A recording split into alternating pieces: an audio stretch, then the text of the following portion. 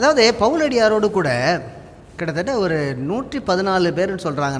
நான் எண்ணி பார்த்ததில் வந்து 98 பேர் எனக்கு கிடைக்கிது அவரோட சேர்ந்து ஊழியம் செய்தவர்கள்.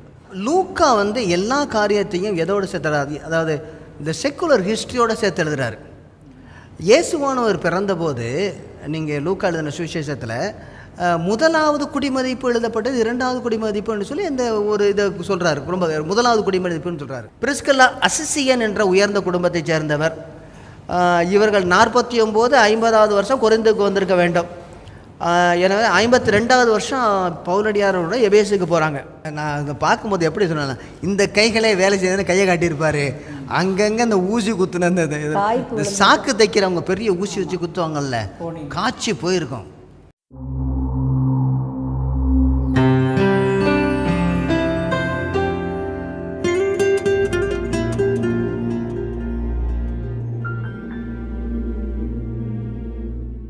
அருமையானவர்களே, ஆதி அப்போஸ்தலர்கள் சுவிசேஷத்திலே சபைகளை திடப்படுத்தினார்கள் என்று சொல்லி பார்த்து கொண்டு வருகிறோம். இது ஏக்தா நெட்வொர்க் வழங்கும் திருச்சபை அன்றும் என்றும் சால்வேஷன் டிவி நேயர்கள் அனைவரையும் கர்த்தராக இயேசு கிறிஸ்துவின் நாமத்திலே வாழ்த்தி வரவேற்கிறோம்.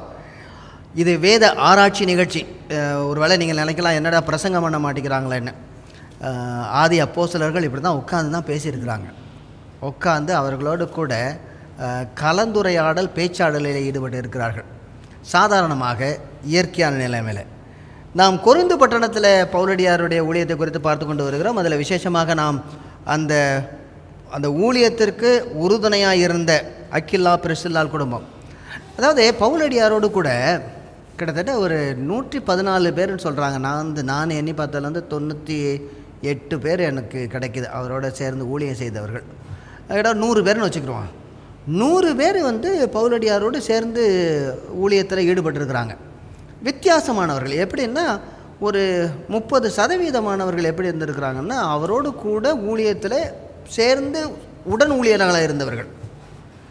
இப்போ வந்து அது என்னது, பவுலடியாரோடு கூட தீமோத்தேயு இருந்தது மாதிரி, சீலா இருந்தது, தீத்து இருந்தது மாதிரி, அதோட பர்னபாஸ் இருந்தது மாதிரி. இப்படி சிலர் என்ன செய்திருக்கிறார்கள், ஊழியம் செய்திருக்கிறார்கள்.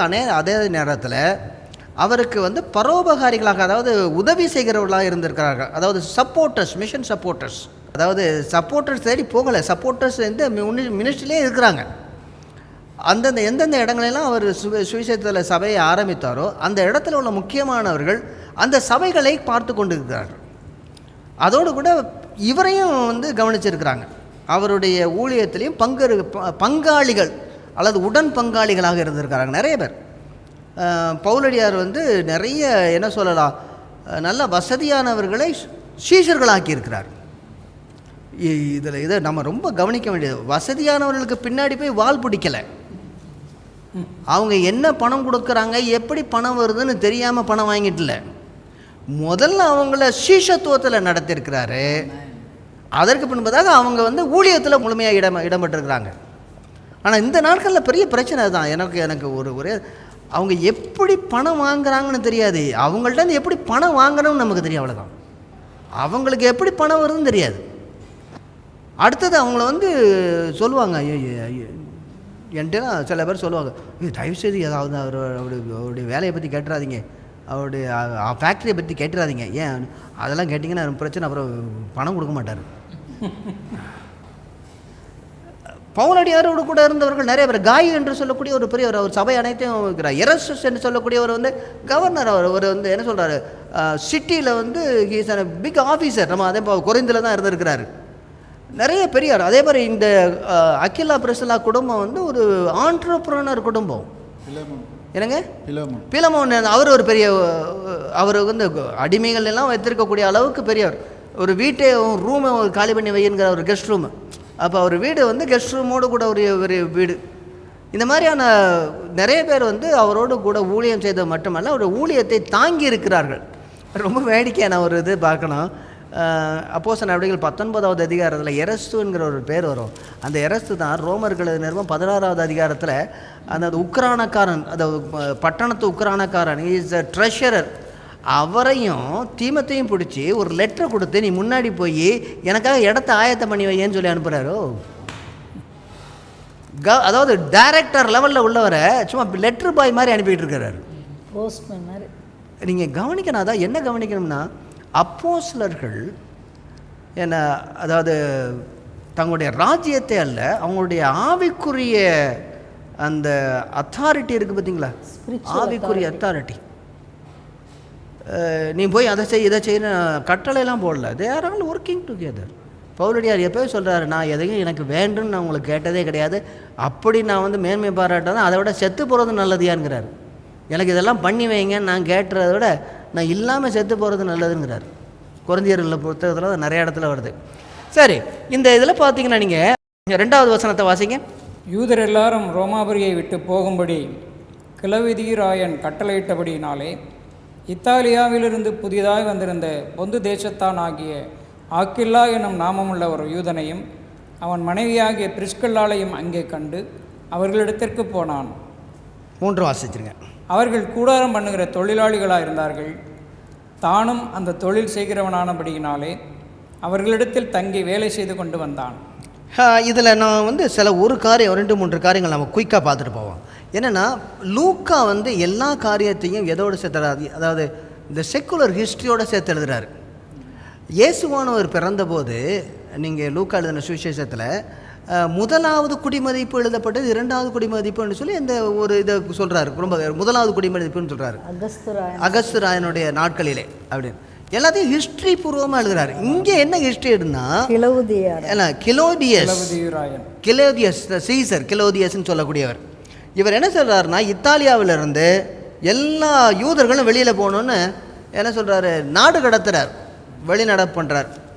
இது ஏன் நடந்துச்சு அப்படின்னு சொல்லி ஒரு அவருடைய வாழ்க்கை வரலாறு எழுதின ஒருத்தர், அவர் பேர் வந்து சியோடேனியஸ். ஆமாம், சியோடேனியஸ்ங்கிறவர் இந்த கிளையதியூர் ராயனுடைய வாழ்க்கை வரலாறு எழுதினவர். அவர் என்ன சொல்கிறாருன்னா, கிரேஸ்டஸ் என்பவர் தூண்டிவிட்டதுனாலே யூதர்கள் தொடர்ந்து மத கலவரத்தில் ஈடுபட்டார்கள். எனவே கிளையதியூர் ராயன் இந்த யூதர்களெல்லாம் ரோமாபுரியையும், அதாவது இத்தாலிய பட்டணத்தையும் விட்டு வெளியேற வேண்டும் என்று கட்டளையிட்டார் அப்படின்னு சொல்லி எழுதியிருக்கிறாங்க. அது யார்? இந்த கிரேஸ்தூஸ்ன்னு எழுதியிருக்கிறார். கிரேஸ்தூஸ் என்பவர் தூண்டினதுனாலே அப்படின்னு எழுதியிருக்கார். இது வந்து கிளையதியூர் ராயன் வந்து கிறிஸ்துவனுடைய ஆண்டாகிய 41 54 இவர் ஆட்சி செய்திருக்கிறார். இந்த நாட்களில் தான் இங்கே பவுலடியார் வர்றார். பவுலடியார் அந்த இடத்துக்கு எப்போ வர்றாருன்னா, மார்ச் மாதம் 51வது வருஷம், மார்ச் மத்தியத்தில் 51வது வருஷத்தில் வந்து செப்டம்பர் ஆரம்பம் 52வது வருஷம் வரைக்கும் 18 மாதங்கள். மார்ச்சிலிருந்து அடுத்த வருஷம் செப்டம்பர் 18 மாதங்கள். நீங்கள் தயவுசெய்து வாங்க 11வது வசனத்துக்கு வாங்க. அவன் 1 வருஷம் 6 மாதமும் அங்கே தங்கி. கரெக்டாக அந்த நாட்களிலே யார் அங்கே ஆட்சி செய்தது? இந்த நாட்களில் இந்த கிளையதியூர் ராயன் அங்கே ஆட்சி செய்திருக்கிறார். அதுக்கு முன்னாடி அங்கேருந்து விரட்டப்பட்டவங்க தான் அங்கே வர்றாங்க. அங்கே என்ன நடந்துச்சு, இந்த வார்த்தையை நீங்கள் கவனிக்கணும். கிரேஸ்தோஸ் என்பவருடைய பெயரை குறித்து அந்த சுயசரிதை எழுதினவர் எழுதுகிறார். இந்த கிரேஸ்தோஸ்ங்கிற வார்த்தை கிறிஸ்தாஸ் அப்படிங்கிற வார்த்தையோட தவறான பிழையான உச்சரிப்பு. ஏன்னா அதற்கு பின்பதாக எழுதப்பட்ட சில இடங்களிலும் கிறிஸ்டியன் அப்படின்னது கிறிஸ்டியானஸ்ங்கிறது கிரேஸ்தியானஸ் தான் எழுதியிருக்கிறாங்க. அப்போ யார் தூண்டுனதுன்னு சொன்னால் கிறிஸ்தாஸ், கிறிஸ்து தூண்டினர்படினாலே அப்படின்னு சொல்லியிருக்கு. எங்கே கிறிஸ்து எங்கே தூண்டினார் அப்படி என்று பார்ப்போம் என்றால், என்ன பண்ணியிருக்கிறாங்க, இந்த ரோமாபுரியில் விசுவாசமுள்ள யூதர்கள் இயேசுவே ஆண்டவர்னு சொல்லுவாங்க, அது கிறிஸ்துவே ஆண்டவர்னு சொல்லியிருக்கிறாங்க. இந்த விசுவாசியாத இந்த யூதர்கள் என்ன சொல்லியிருக்கிறாங்க, இவங்கெல்லாம் வந்து இந்த கிறிஸ்துவங்கிற ஒரு ஆள் தூண்டி அவங்களெல்லாம் ஆண்டவர்னு சொல்லி அதோட கடவுள்னு சொல்கிறபடினால கலவரத்தில் ஈடுபட்டுருக்குறாங்க. ஆக கிறிஸ்தாஸ் தூண்டலை அவருடைய பெயரை வைத்து விசுவாசியாத யூதர்கள் தூண்டினது. இதை பார்த்தாரு, என்ன 2 பேரும் சண்டை போட்டிருக்கீங்க, இங்கே உள்ள எல்லாருமே வெளியில் போ. இந்த ஸ்கூலில் பசங்க வந்து யாராவது ஒருத்தன் தப்பு பண்ணால் எல்லாரையும் வெளியே அனுப்புவாங்கள்ல, அது மாதிரி எல்லாரையும் அனுப்பிட்டாங்க. இந்த அவசர சட்டம் 49-50வது வருஷம் கொடுக்கப்பட்டிருக்குது. கிட்டத்தட்ட பவுலடியார் இங்கே 50வது வருஷத்தில் 51வது வருஷத்தில் வர்றாரு. அப்போ தான் சமீபத்திலே வந்தவர்கள்னு சொல்கிறாங்க. 50வது வருஷத்தில் கடைசியில் வந்தாங்கன்னா 51வது வருஷத்தில் இவர் வந்திருக்கிறாரு. அந்த நாட்களில் நடந்திருக்குது. அக்கில்லா பிரிசில்லாவை குறித்து நீங்கள் பார்த்தீங்கன்னா இவர் ஒரு யூதர், நீங்கள்லாம் பார்த்த மாதிரி. அவர் பொந்து தேசத்தார். அப்புறம் சொந்த நாட்டிலேயோ அல்லது ரோமாபுரி பட்டணத்திலேயோ பெந்தைகோஸ்தே பண்டிகைக்கு வந்திருந்தாங்கல்ல, அவங்க போய் அல்லது இவர் வந்திருக்கலாம், அங்கே அவர் கர்த்தராகி இயேசு கிறிஸ்துவை ஏற்றிருக்க வேண்டும். பிரிஸ்கில்லா பேரை குறித்து நம்ம பார்த்தோம். அது பிரிஸ்கா என்று சொல்லி இடத்துல சொல்லப்பட்டிருக்குது. அதாவது ரோமர்கள் நிறுவனம் 16வது அதிகாரம் 3வது வசனம், 1 கொரிந்தியர் 16:19, 2 தீமோத்தேயு 4:19 இந்த பகுதிகளெல்லாம் அவருடைய பெயர் செல்லமாக கூறப்பட்டிருக்கு. அது மட்டுமல்ல, சில இடங்களில் அக்கில்லா பிரிசில்லா என்று சொல்லக்கூட பிரிசில்லா அக்கில்லா என்று சொல்லப்பட்டிருக்கிறது. ஆக அந்த சகோதரிக்கு ஒரு இயற்கையாகவே ஆண்டவர் அறிஞ்சிருக்காரு. பரோபகாரம் அல்லது விருந்தினரை உபரிசிப்பது, நடத்துவது போன்ற கிரியைகளை கொடுத்திருக்கிறார். சில ஸ்கில் கொடுத்திருக்கிறார். என்னங்க? சில ஸ்கில் நல்ல அவருக்கு தாளந்து இயற்கையாகவே கர்த்தர் கொடுத்திருக்க தாளந்து இருக்குது. அவருக்கு வழி நடத்தக்கூடிய கிருபை இருந்திருக்கு, லீடர்ஷிப் பொசிஷன் இருந்திருக்குது. இவர் நல்ல ஒரு வியாபாரியும் அவர் ஊழிய செய்கிறோட இருந்திருக்காங்க. 2 பேர் சேர்ந்து செஞ்சுருக்காங்க. பிரிஸ்கில்லா அசிசியன் என்ற உயர்ந்த குடும்பத்தை சேர்ந்தவர். இவர்கள் 49 50வது வருஷம் கொரிந்துக்கு வந்திருக்க வேண்டும். எனவே 52வது வருஷம் பவுலடியாரோட எபேசுக்கு போகிறாங்க. அப்போஸ்தலர் நடவடிக்கைகள் 18வது அதிகாரம் 18வது வசனம். பவுலடியார் 57வது வருஷத்தில் ரோமாபுரிக்கு கடிதம் எழுதுகிறார். 57. இப்போ ரோமாபுரிக்கு கடிதம் இங்கே பாருங்கள், 50வது வருஷம் இவங்க எங்கே இருக்கிறாங்கன்னா கொரிந்து பட்டணத்தில் இருக்கிறாங்க. 52ல் எபேசு பட்டணத்துக்கு போயிடறாங்க. 57ல் திரும்ப அவங்க ரோமாபுரிக்கு போயிடுறாங்க. அங்கேயும் சபையை ஆரம்பிக்கிறாங்க போன இடங்கள்லாம். 18வது அதிகாரம் 12வது வசனத்தில் நம்ம பார்த்தபோது 1 வருஷம் 6 மாதம் இருக்காங்க. அப்படின்னா 51லேருந்து 52 வரை. இந்த லூக்கா எழுதின இந்த பகுதியில் இன்னொரு ஒரு ராஜாவுடைய ஒரு அதிபதியோடைய பேர் வருது. 12வது வசனத்தை பாருங்கள். கல்லியோன் என்பவன் அகாயா நாட்டிற்கு அதிபதியான போது யூதர்கள் ஒருமனப்பட்டு பவுலுக்கு விரோதமாய் எழும்பி அவனை நியாயாசனத்துக்கு முன்பாக கொண்டு போனார்கள். இப்போ இந்த கல்லியோன் யார்?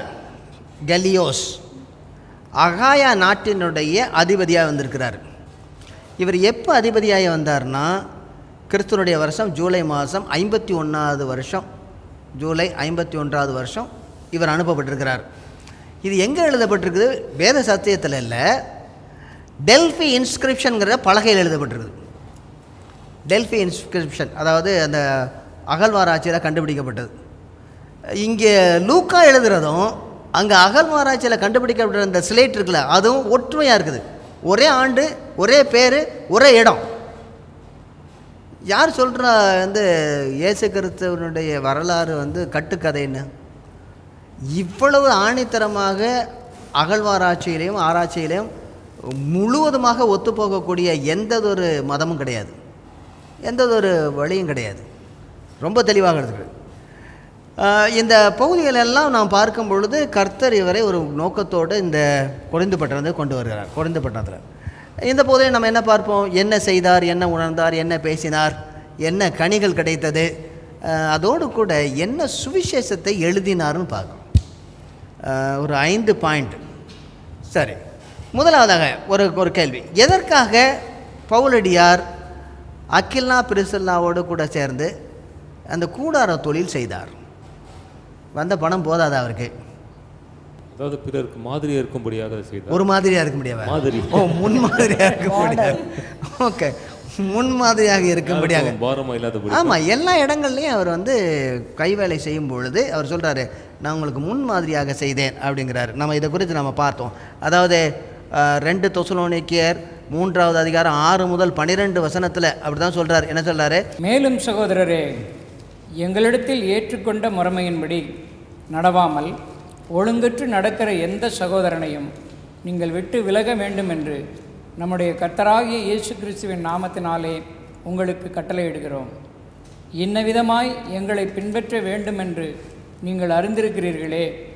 நாங்கள் உங்களுக்குள்ளே ஒழுங்கற்று நடவாமலும் ஒருவனிடத்திலும் இலவசமாய் சாப்பிடாமலும் உங்களில் ஒருவனுக்கும் பாரமாக இராதபடிக்கு இரவும் பகலும் பிரயாசத்தோடும் வருத்தத்தோடும் வேலை செய்து சாப்பிட்டோம்.